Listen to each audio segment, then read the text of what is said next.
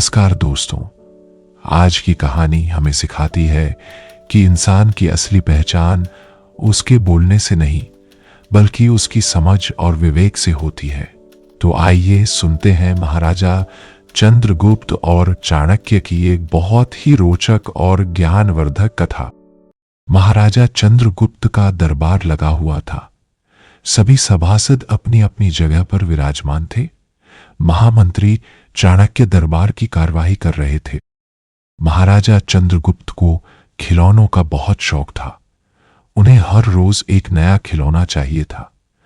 आज भी महाराजा के पूछने पर कि क्या नया है, पता चला कि एक सौदागर आया है और कुछ नए खिलौने लाया है। सौदागर का यह दावा है कि महाराज या किसी ने भी आज तक ऐसे खिलौने न कभी देखे हैं और न कभी देखेंगे। सुनकर महाराज ने सौदागर को बुलाने की आज्ञा दी।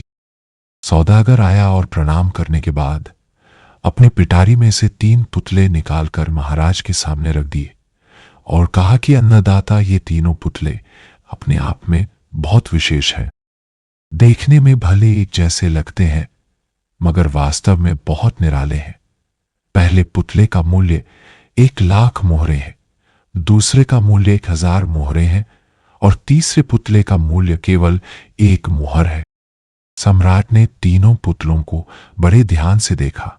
देखने में कोई अंतर नहीं लगा। फिर मूल्य में इतना अंतर क्यों? इस प्रश्न ने चंद्रगुप्त को बहुत परेशान कर दिया।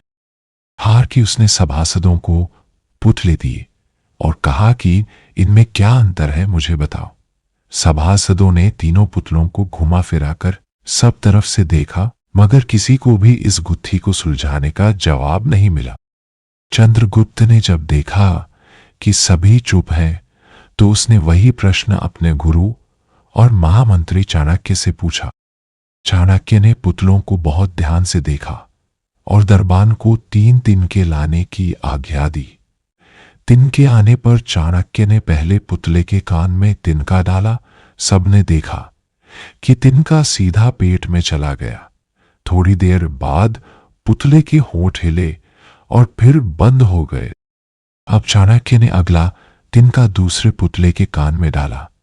इस बार सबने देखा कि तिनका दूसरे कान से बाहर आ गया और पुतला ज्यों का त्यों रहा।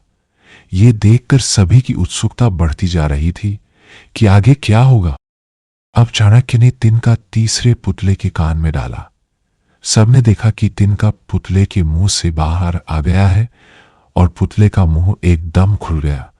पुतला बराबर हिल रहा है जैसे कुछ कहना चाहता हो।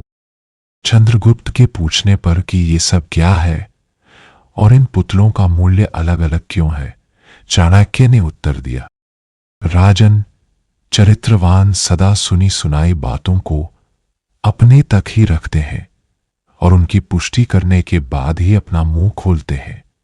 यही उनकी महानता है। पहले पुतले से हमें यही ज्ञान मिलता है और यही कारण है कि इस पुतले का मूल्य 1,00,000 मोहरे है। कुछ लोग सदा अपने में ही मग्न रहते हैं, हर बात को अनसुना कर देते हैं। उन्हें अपनी वाह वाह की कोई इच्छा नहीं होती। ऐसे लोग कभी किसी को हानि नहीं पहुंचाते। दूसरे पुतले से हमें यही ज्ञान मिलता है और यही कारण है कि इस पुतले का मूल्य 1,000 मोहरे है। कुछ लोग कान के कच्चे और पेट के हल्के होते हैं। कोई भी बात सुनी नहीं कि सारी दुनिया में शोर मचा दिया। इन्हें झूठ सच का कोई ज्ञान नहीं, बस मुंह खोलने से मतलब है।